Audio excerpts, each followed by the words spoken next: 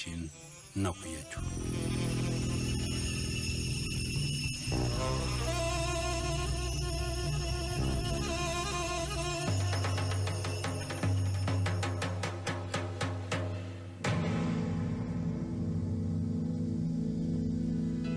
የጭንቅ ቀን ሰው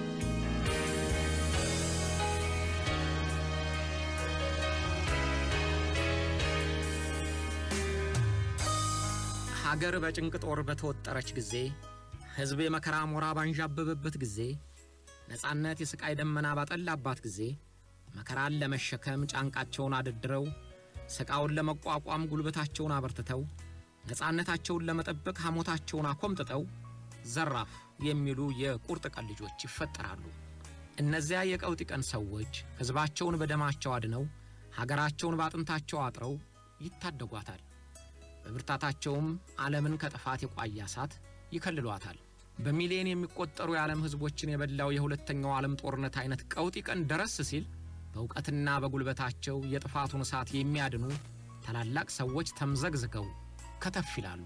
ጥጋበኞችና አምባገነኖች የዕለቷን ጉልበታቸውን ብቻ እያሰቡ ማናለን ከልካዬ እያሉ ሲጨፍሩና ሀገር ሲያተራምሱ ወግድ ብለው የሚጋፈጧቸው ጀግኖች ደርሰው የለኮሱትን እሳት ሲያጠፉ እንደነበረ ታሪክ በተደጋጋሚ ያወጋናል። የነ ሂትለርና ሙሰሊኒን የጥፋትና የግፍ ተግባር ያቀጣጠሉትም የሰደድ እሳት ከአውሮፓ እስከ እስያ እስከ አፍሪካ ድረስ በሚለበልብበት ጊዜ እንደነ ዊንስተን ቸርችል፣ እንደነ ጀነራል መንቲጎሞሪ፣ እንደነ ጀነራል ደጎል፣ እንደ ፊልድ ማርሻል ቲቶ፣ እንደነ ጀነራል ማካርተር፣ እንደነ ጀነራል አይዘናወር፣ እንደነ ራስ አበበ አረጋይ፣ እንደ ጀነራል ጎርጊ ዙሁኮቭ እና ስማቸው ያልታወቁት ጀግኖች ደርሰው ራሳቸውን ለመስዋዕትነት አቅርበው ዓለምን በደማቸው አድነዋታል። ሀገራቸውንም እንደገና አድሰዋታል።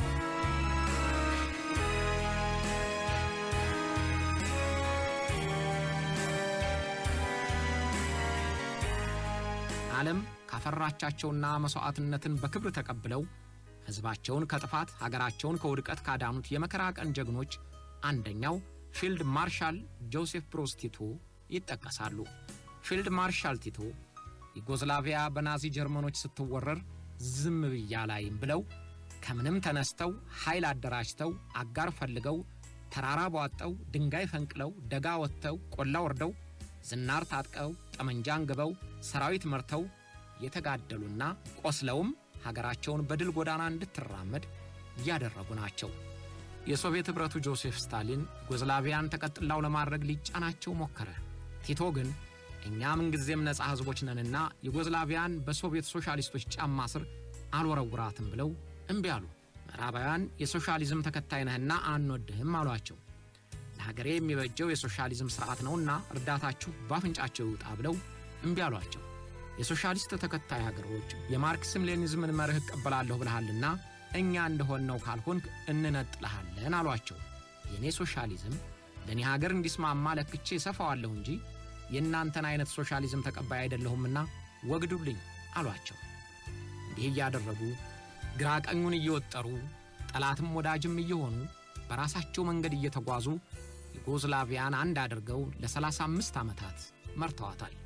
የአመራራቸው ስልት አከራካሪ መሆኑ ባይካድም የሀገራቸው የጭንቅ ቀን ልጅ መሆናቸው ግን ምንጊዜም አከራክረው አያውቅም።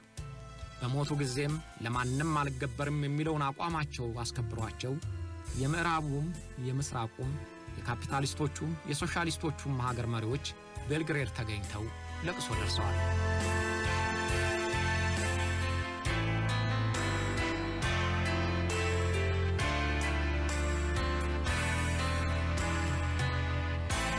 ፊልድ ማርሻል ቲቶ ከሁለተኛው የዓለም ጦርነት በፊት በሕዝባቸው ዘንድ እስከዚህም የታወቁ አልነበሩም።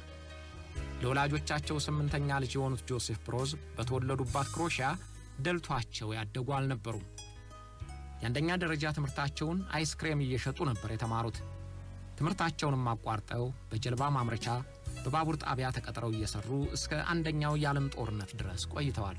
ያን ጊዜ ክሮሺያ በሃንገሪና ኦስትሪያ ንጉሣዊ መንግሥት ስር ነበረችና ጦርነቱ ሲቀሰቀስ ጆሴፍ ብሮዝ በወታደርነት ደንብ ገብተው ሰለጠኑ። በአንደኛው የዓለም ጦርነት ከሩሲያ ጋር በተደረገው ጦርነት ቆስለው መማረካቸው የወደፊት ሕይወታቸውን አቅጣጫ ለወጠው። ማራኪዎቻቸው ቦልሸቪኮች የሶሻሊዝም ስርዓትን ሰብከው መለመሏቸውና የሩሲያ ወታደር አደረጓቸው። እዚያው ሩሲያዊት አገቡ። በሶሻሊዝም መርህ ተጠመቁና የሶሻሊዝም አድናቂና ተከታይ ሆነው ቀሩ። ከዓመታት በኋላ ወደ ሀገራቸው ወደ ዩጎዝላቪያ ሲመለሱ በህቡ ተደራጅቶ የነበረው የዩጎዝላቪያ ኮሙኒስት ፓርቲ አባል ሆኑ። ብዙም ሳይቆዩ የፓርቲውን ዋና ጸሐፊ ጆሴፍ ስታሊን ሲያስገድለው ጆሴፍ ብሩዝ ቲቶ የሚል የድብቅ ስም ተሰጣቸውና የዩጎዝላቪያ ኮሙኒስት ፓርቲ ዋና ጸሐፊነቱን ያዙ። እነዚህ ዓመታት ለቲቶ እጅግ ውጣ ውረድ የበዛባቸው ጊዜያቶች ነበሩ። ከአንደኛው የዓለም ጦርነት በኋላ የቲቶን የትውልድ አካባቢ ክሮሺያን ጭምር የሚያስተዳድረው የንጉሥ ጴጥሮስ ንጉሣዊ መንግሥት ኮሙኒስቶቹን አድኗቸዋል። ቲቶም 5 ዓመታት ታስረዋል። በተለያዩ ሰበቦችም ለአጭር ጊዜ ሲታሰሩና ሲፈቱ ቆይተዋል።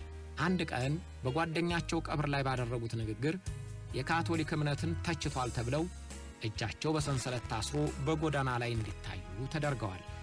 ያን ጊዜ ከስር እንዲፈቱ የረዳቸው ከካቶሊኮቹ ጋር በጠላትነት የሚተያዩት የሰርብ ኦርቶዶክስ ተከታይ የሆነው ታዋቂ ጠበቃ ነበር። ይሁንና ቲቶ ከኮሙኒዝም መንገድ ሳያፈገፍጉ የድብቅ ትግላቸውን እያካሄዱ የሁለተኛው የዓለም ጦርነት ደረሰ።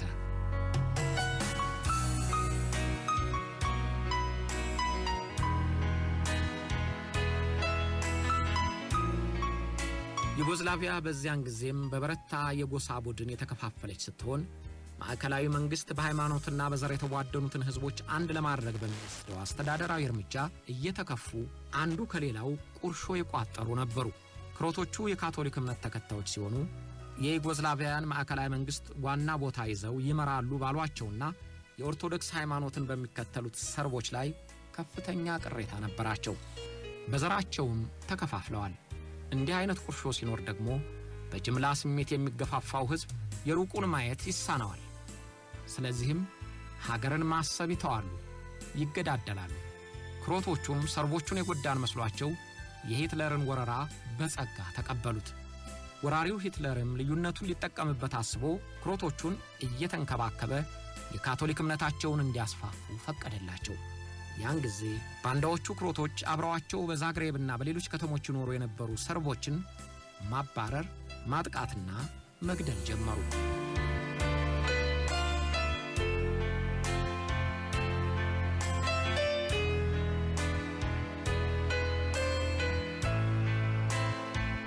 ዩጎዝላቪያ በ7 ቀን ጦርነት ብቻ በሂትለር ወታደሮች እጅ ወደቀች።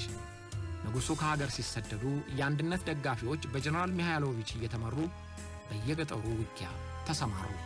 ኮሙኒስቶቹም ከአንድነት ኃይሎች ጋር ባይስማሙም በጆሴፍ ብሮዝ ቲቶ እየተመሩ በናዚ ጀርመኖች ላይ የትጥቅ ትግል አደራጁ። የክሮሺያ ኮሙኒስቶችና ቲቶ ከአብዛኛዎቹ ክሮቶች የባንዳነት ስሜት ተነጥለው የጀርመንን አገዛዝ አንቀበልም ብለው ወደ ክሮሺያ ተራሮች ተሰማሩ። ቲቶ በትጥቅ ትግሉ የተመሰገነ አመራርና ሕዝቡን የማስተባበር ችሎታ እንደነበራቸው አስመሰከሩ። አንድ ጊዜ የጀርመን ወታደሮች በተጠናከረ ኃይል ክፉኛ ከበዋቸው ከጥቂት ተከታዮች ጋር ጥሰው ሲወጡ ቆሰሉ። ከከበባው ማምለጣቸው በተከታዮቻቸው ዘንድ እንደ ታምረኛ አስቆጠራቸውና የታጋውን ብዛት ጨመረላቸው። ማርሻል ቲቶ በትጥቅ ትግሉ ወቅት እስከ 80,000 የሚደርሱ ወታደሮች ነበሯቸው። የቲቶን ጠንካራ ኃይልና የዩጎዝላቪያን ሕዝቦች ለማስተባበር ያላቸውን ችሎታ የተመለከቱት አሜሪካ፣ እንግሊዝና ሩሲያ ለቲቶ ዕውቅና ሰጡ።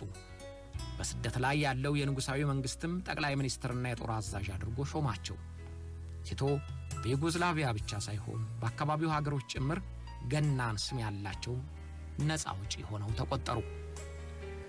ጀርመኖቹ ቲቶን ለመማረክ ወይም ለመግደል ሰላዮቻቸውን አሰማሩባቸው፣ ግን አልቻሉም።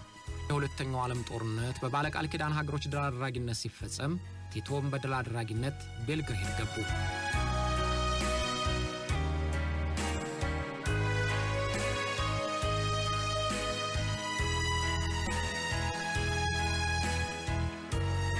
ከድል በኋላ የዩጎዝላቪያን መንግሥት ቢመሰርቱም እንደ ቲቶ ያለ ሰው ብቻ ሊወጣው የሚችል ውጥረት ተጋረጠባቸው።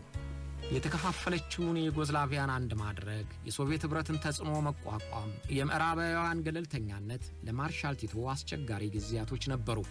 ጆሴፍ ስታሊን የምስራቅ አውሮፓ ሀገሮችን በሶቪየት ኅብረት የፖለቲካና ምጣኔ ሀብት ተጽዕኖ ስር እንዲወድቁ ወሰነ። የኮሙኒስቶች ፎረም በሚል ድርጅት ሥራ አሰባስቦ ተቀጥላዎቹ ሆነው እንዲቀጥሉ የነደፈውን ዕቅድም ተግባራዊ ወደ ማድረግ ተሸጋገረ። ማርሻል ቲቶ ግን እንዲህ ያለ አጎብዳጅነት የሚቀበሉ አልነበሩም። ጦርነቱ እንዳለቀ ጆሴፍ ስታሊን ማርሻል ቲቶን ወደ ሞስኮ ሲጋብዛቸው የማርሻልነት ማዕረጋቸውን ለብሰው ሄዱ። ያን ጊዜ የሶቪየት ኅብረት ብቸኛው ማርሻል ጆሴፍ ስታሊን በቲቶ የማዕረግ አለባበስ ተናደደ ይባላል። እንደ ሌሎቹ መሪዎች የሚባለውን ሁሉ እሺ ብሎ የማይቀበል ሊሆን ይችላል ብሎ የያዛቸው በጥንቃቄ ነበር። እውነትም ቲቶ እንደዛ አይነት መሪ ነበሩ።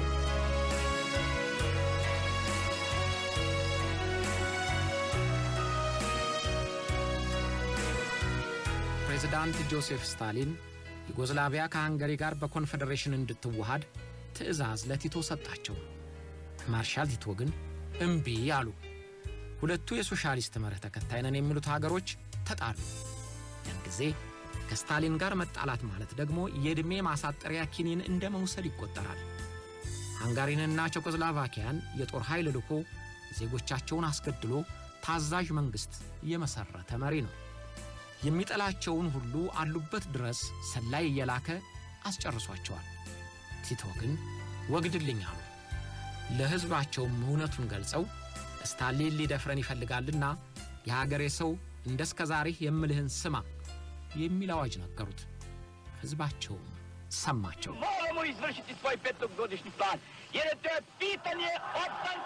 የሀገራችን የመኖር ያለመኖር ጥያቄ በመሆኑ የ5 ዓመት ዕቅዳችንን ተግባራዊ ማድረግ አለብን። ኋላ ቀር ሀገር መሆን አንፈልግም። ኋላ ቀር የሆኑ ሀገሮች ሁልጊዜ ለጥቃት የተጋለጡ ናቸው። በቀላሉ የሚንበረከኩ ናቸው። በዘመናዊ ቴክኖሎጂ ያደገና በሶሻሊስት ሲስተም የሚመራ ሀገር ግን ጠንካራና ለማንኛውም ጥቃት የማይበገር ይሆናል።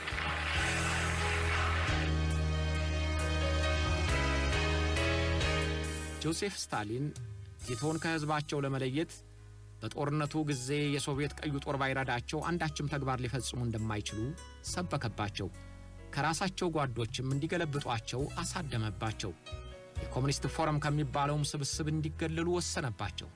ያለ ሶቪየት እርዳታ ከንፉቅቁ ያልተነሳው የዩጎዝላቪያ ምጣኔ ሀብት ያለ ሶቪየት እርዳታ የትም እንደማይደርስ ስላመነ ግንኙነቱን ሁሉ በጣጠሰው። ማርሻል ቲቶ ያን ጊዜ ተጣልተዋቸው ወደ ነበሩት ምዕራባውያን ፊታቸውን መለሱ። ወዳጅ አደረጓቸው። አሜሪካና እንግሊዝም እጃቸውን ዘርግተው ተቀበሏቸውና እርዳታቸውን አጎረፉላቸው። ያን ጊዜ ሶቪየት ኅብረት የሶሻሊዝምን ካምፕ ከርቶ ከካፒታሊስቶቹ እርዳታ የሚለምን ከዳተኛ ብላ ልታሳጣቸው ሞከረች። ማርሻል ቲቶም በበኩላቸው ሶቪየት ኅብረት ከአሜሪካ ጋር የምጣኔ ሀብት ትብብር ስምምነት እየተፈራረመች እኛን ገንዘብ ለመኑ ብላ ለማሳጣት ምን የሞራል ብቃት አላት እያሉ ወቀሷት። በዚህ የተናደደው ጆሴፍ ስታሊን ቲቶን ለማስገደል የኬጂቢ ስለላ ድርጅት አባሎችን ቤልግሬድ ድረስ አሰማራ። ይህን ያወቁት ቲቶም ለስታሊን እንዲህ የሚል ደብዳቤ ጻፉለት።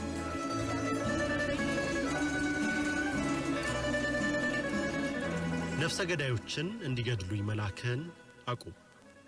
እስካሁን አንዱን ቦምብ እንደያዘ ሌላው ጠመንጃ እንደያዘ በጠቅላላ 5 ገዳዮችን ይዘናቸዋል። ነፍሰ ገዳዮች መላክህን ካላቆምክ ወደ ሞስኮ አንድ ሰው እልካለሁ። ከዚያ በኋላ ሁለተኛ ሰው ለመላክ አያስፈልገኝም። አንተኑ አስገድልህና እገላግልሃለሁ ሲሉት ነው።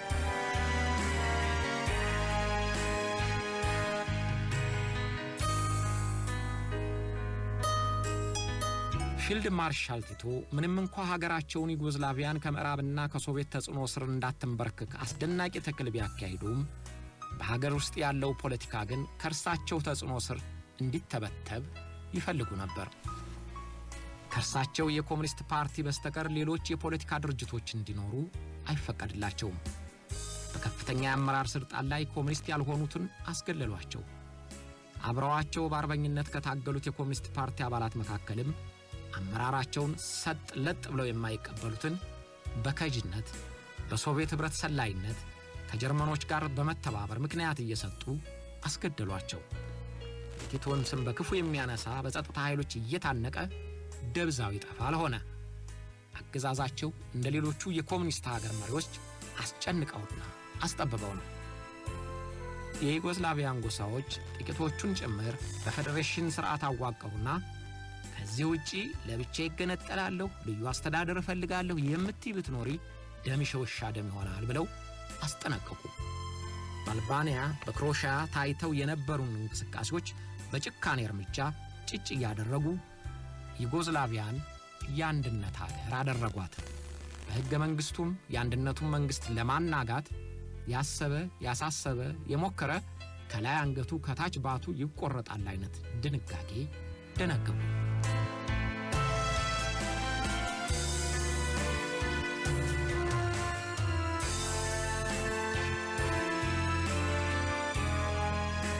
ፊልድ ማርሻል ቲቶ በራሳቸው ብቻ የሚመሩ የማንንም ተጽዕኖ ለመቀበል ትካሻቸው የማይችል ያደርጓቸዋል።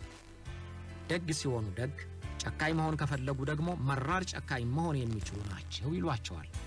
ከትጥቅ ትግሉ ጊዜ ጀምሮ አለባበስ አሳማሪ፣ ተሽቀርቃሪ፣ ሁልጊዜም ከእጃቸው የማጠፋውን ፒፓቸውን የማይለዩ ናቸው።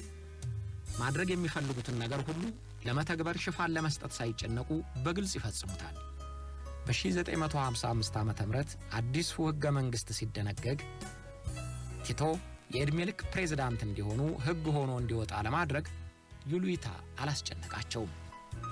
እንደ ሌሎቹ በየጊዜው ምርጫ እያዘጋጁ ያለ ተወዳዳሪ እያቀረቡ እንደሚያላግጡት አምባገነን መሪዎች ሕዝባቸውን ማታለል አልፈለጉም። ሕዝባቸውን ማጭበርበር ሳያስፈልጋቸው ዕድሜ አገዳይ ድረስ ከእንግዲህ ወዲያ መሪህ እኔ ነኝ ብለው እቅጩን ነገሩት። የዩጎስላቪያ ሕዝብም የፓርላማ እንደራሴዎቹን ከመረጠ ይበቃዋል። ፕሬዝዳንት ለመምረጥ እንዳይጨነቅ ራሳቸው አስበውና መርጠው አሳርፈውታል። ፊልድ ማርሻል ቲቶ ማለት እንዲህ አይነት ሰው ነበሩ።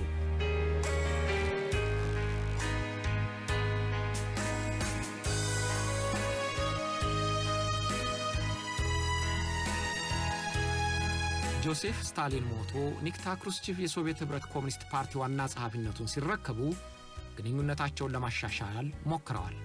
ክሩስቼቭ ቤልግሬድ ድረስ ሄዶ ስታሊን በፈጸመው ስህተት ይቅርታ ጠይቆ ታረቁ። እርሳቸውም ሞስኮ ሄደው የጉብኝት መልስ አድርገዋል። ግን የቀድሞው ወዳጅነታቸው ወደ ነበረበት ሊመለስ አልቻለም። ፊልድ ማርሻል ቲቶ በቀዝቃዛው ጦርነት የተፋጠጡትን የምዕራብና የምስራቅ ኃያላን የማንኞቹም ደጋፊና ተባባሪ ሳይሆኑ ዘመናቸውን ጨርሰዋል። ሶቪየትንና አጋሮቿን ፊት ሳይነሱ በእነ አሜሪካም ላይ በራቸውን ሳይቀረቅሩ በዘዴ ቆይተው ከሁለቱም ጎራ ሳንወግን የገለልተኛ ሀገሮች ማህበር ለመመስረት እንችላለን ብለው ተነሱ። የህንዱን ነህሩን፣ የጋናውን ንክሩማህን፣ የኢትዮጵያውን ኃይለ ሥላሴን ከአረቦቹም እነ ጋማል አብደል ናስርን አስተባብረው የገለልተኛ ሀገሮች ማህበርን መሰረቱ። የመጀመሪያውንም የገለልተኛ ሀገሮች ስብሰባ ቤልግሬድ አስተናገደች።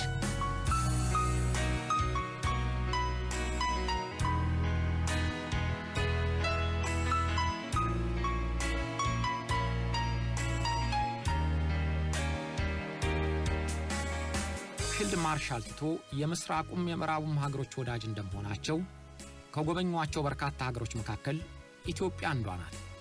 ቲቶ ኢትዮጵያን 2 ጊዜ ጎብኝተዋል። በ1948 ዓመተ ምህረት ከአፄ ኃይለ ሥላሴ በተላለፈላቸው ወዳጃዊ ጥሪ መሠረት ለመጀመሪያ ጊዜ ሲመጡ በመርከብ ተሳፍረው አሰብ ድረስ ከዚያም አዲስ አበባ ወደ ሀገራቸው ሲመለሱም ከአዲስ አበባ በአስመራ ምጽዋ ድረስ የሄዱት በመኪና ነበር። የአዲስ አበባ ከተማ መኖሪያም የወርቅ ቁልፍ ከከንቲባው ተሰጥቷቸዋል። አሁን ካዛንቺስ ቲቶ ቤት በመባል የሚታወቀው የዩጎስላቪያ ኤምባሲ የተሰጠው ያን ጊዜ ነው።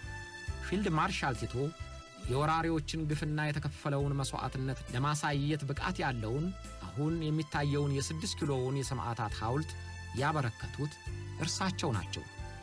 በግንባር የሚታየውን የካቲት 12 ሆስፒታል ሕንፃ ከ200 አልጋ ጋር የመተኛ ክፍሎቹን ያሰሩት ፊልድ ማርሻል ቲቶ ናቸው። Lion-Mane warriors of Ethiopia are on parade when Haile Selassie greets Marshal Tito on his state visit to Addis Ababa. The Emperor's son, cavalry, escort the Yugoslav president and the Lion of Judah through the streets of the capital to the Imperial Palace. ቲቶ ቲቶ የዩጎዝላቪያን አንድነት መሰረት እንዳይነቃነቅ አድርጌ ገንብቸዋለሁ ብለው ያምኑ ነበር። ሰርቦችን፣ ቦስኒያኖችን፣ ሄርዚጎቪናያኖችን፣ ክሮቶችን፣ ኮሶቮዎችን፣ አልባኒያኖቹን፣ መቄዶንያኖቹን፣ ሞንቲኔግሮዎቹን እኔ በአንድነትና በፍቅር እንዳኖርኋቸው ከኔም በኋላ ለማንም ማጥቂ የማይበገሩ አንድነት ያላቸው ህዝቦች ይሆናሉ ብለው በጽኑ ያምኑ ነበር። Nikako mešanje neće se moći vršiti na Jugoslaviji i poslije mene. Jer svaki koji bi mislio da može poslije mene... ከኔ በኋላ በዩጎዝላቪያ ላይ የሚደረግ ጫና እንዳይኖር ተዘጋጅተንበታል። እኔ ከሞትኩ በኋላ ዩጎዝላቪያ ትበታተናለች፣ በሶቪየት ህብረትም ትወረራለች የሚለውን ስጋት አላምንበትም። ብዙ የጎሳ ቡድኖች ያለባት ብትሆንም ዩጎዝላቪያ በአውሮፓ ጠንካራ ጦር ካላቸው ሀገሮች አንዷ ናት። ራስ መከላከል በሚለው መርህ ማንኛውም ዩጎዝላቪያዊ ለመከላከል ዝግጁ ሆኗል፣ ታጥቋል። ዩጎዝላቪያ 8 ሚሊዮን የሰለጠነ ተዋጊ ማሰለፍ ትችላለች። በተለይ እንደ ዩጎዝላቪያ ዜጎች ለውጊያ የተፈጠሩ ህዝቦች ሲሆን 8 ሚሊዮን ቀላል ቁጥር አይደለም። 8 ሚሊዮን ljudi, a 8 miliona nije šala. Našto ljudi kao što su u Sloveniji koji su navikli ratovati.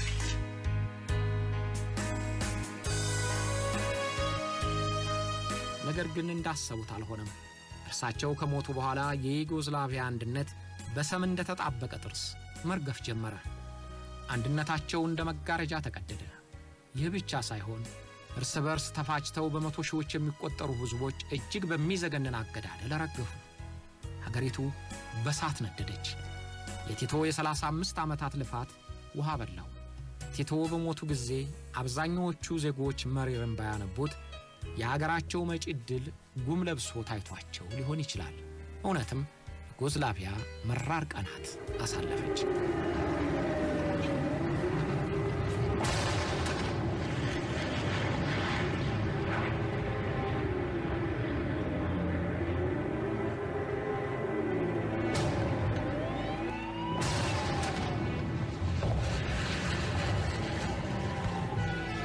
በዓለም መሪዎች ዘንድ የጋለ ክብር የሚሰጣቸው ፊልድ ማርሻል ቲቶ አረፉ።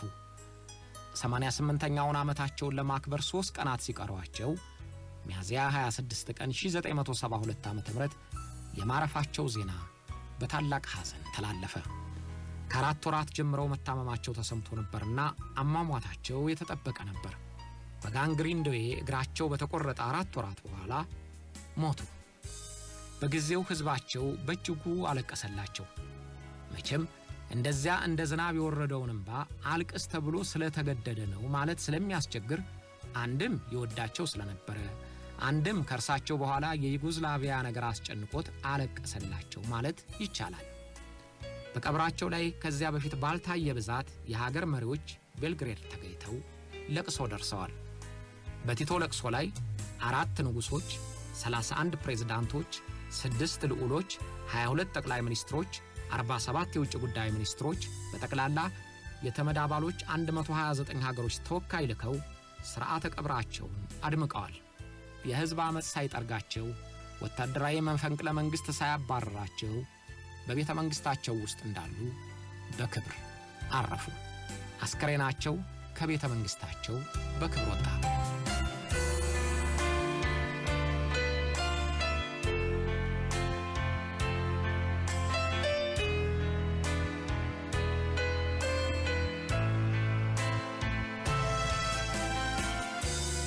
በቅርቡ ስለ ፕሬዝዳንት ማርሻል ቲቶ ተጠይቆ የነበረ የቤልግሬድ ነዋሪ እንዲህ አለ።